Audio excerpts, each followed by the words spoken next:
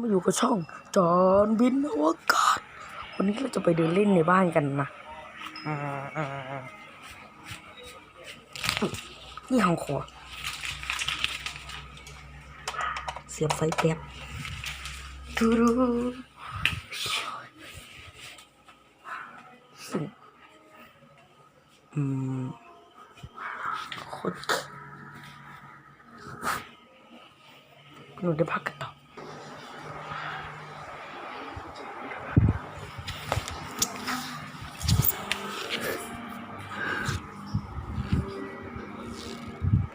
เหนียว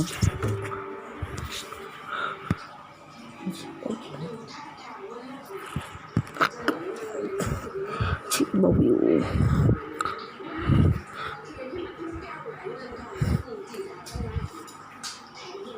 หอมเลย